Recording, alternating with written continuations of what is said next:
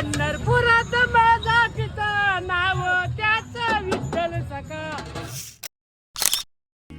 नमस्कार मित्रांनो, आज आहे आषाढी एकादशी आणि आषाढी एकादशी हा महाराष्ट्रातील एक मोठा उत्सव आहे. तसेच वारकरी संप्रदायाचा एक मोठा उत्सव मानला जातो.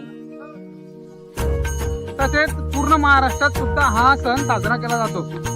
आमच्याकडे सुद्धा हा सण साजरा होतोय.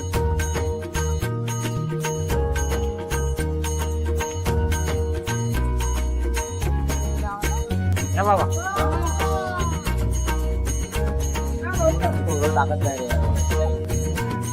दिसतंय ना.